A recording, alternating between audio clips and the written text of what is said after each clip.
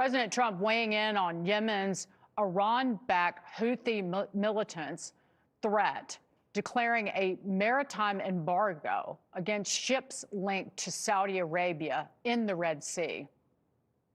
We'll see what happens. So far, it hasn't happened, might happen, but we take care of things. If something like that happens, we take care of it. These Houthi threats are already drawing a response. 2 oil tankers carrying Saudi crude to China and India turning around in the Red Sea rather than trying to move through the Bab al-Mandeb Strait, which the Houthis are trying to shut down, choosing to reroute through the Suez Canal rather than going through the Bab al-Mandeb. And you can see how tight it is. I mean, the Strait of Hormuz is pretty tight too, but nothing compared to the one down there. It's a narrow waterway off the coast of Yemen. It connects the Red Sea to the Gulf of Aden, making it one of the world's most important shipping choke points. And again, it is a tiny choke point. If there were a full closure, that would reduce global oil supply by 7%. Now, oil's currently trading about $84 a barrel, but if more ships begin avoiding the waterway or a blockade takes hold, it could add new pressures on global oil prices. Joining us now on set is Fox News contributor Liz Peek. Liz, there's so many complications to all of this, and I understand the importance of what we've done so far with Iran, really cutting out their nuclear program, setting it back years, taking away a lot of their offensive capabilities.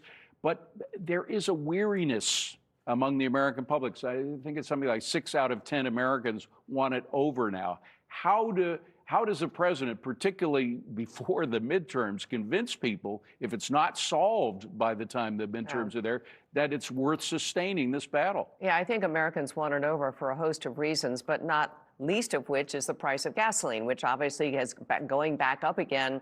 And if there is literally one element in the entire spectrum of consumer spending that gets everybody's attention, it is the price of gasoline, because people driving to work see that price every single day. And you can literally chart approval ratings of presidents like Joe Biden and President Trump on that price of gasoline. It's incredibly important. Look, obviously what has happened here is that Iran is leaning on the Houthis. The Houthis and the United States have had a more or less amicable ceasefire for about 2 years. So this is really unfortunate that they have now revved up this potential threat again. And to Dagan's point, actually now there are 4 tankers, according to the Financial Times, that have turned around because of this threat. And that's going to happen because people can't get insurance on these tankers. It's incredibly expensive to operate under the threat of drones. And it's just like the Strait of Hormuz, but actually even worse because it's more narrow.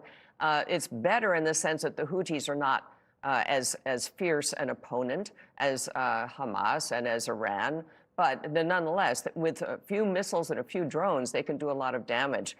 There are a lot of different numbers out there. This is particularly impacting Saudi Arabia, which has been exporting anywhere from 3 to 5 million barrels a day through this strait. The IEA came out today, the International Energy Agency, saying this is a really big problem, and pretty soon there could be a massive price hike and shortage, by the way, not so much of crude oil, but of products. Diesel and other refined products the prices are going through the roof. So it's really a problem. You're right, the American people are weary. The question is what really can be done about it by the president. I don't know if a really intense bombing campaign is going to get us to where we want to go. There's talk about another ceasefire. Lots of controversy about that because the last time we had a ceasefire with the Iranians, they used that time to rebuild their stocks of missiles. They took in billions of dollars. So do we really want to enable that again? I don't know. But it's tough. But this route out of the Red Sea is critically important for Saudi Arabia because that east-west pipeline was a way around the Strait of Hormuz, and it was carrying 7 million barrels of oil with about 4.5 coming through the Bab al-Mandeb Strait. And so if that is completely off the table, offline, we will shortly run into global supply problems. But David, you want to move on to this? Yeah, I got to bring it back home here because something happened in New York. New York State lawmakers apparently feeling left out after watching the New York City Council reward itself with a hefty pay raise. Now they want a piece of that. They're pushing for a 26% salary boost taking their pay from $142,000 to $180,000. But here's the best part. They are only in session for 62 days out of the year, so they get almost $200,000 for working 62 days. I mean, what is wrong with voters in New York allowing this to happen? It's a tough job, David, but somebody has to do it.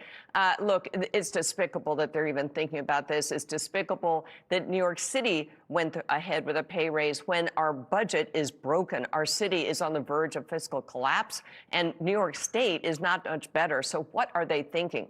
It is incredible to me, not only in New York, but in other blue states, the cost of doing government just goes up and up and up, and there's never a thought given to how to rein it in. Obviously, schools are probably the biggest issue, Medicaid, but all these Florida's figured things. it out. Texas has figured it out. I know. It's you know, look, they just don't have any common sense about how to run a government, and they don't care. And apparently neither do voters. They figure taxpayers will just keep funding them.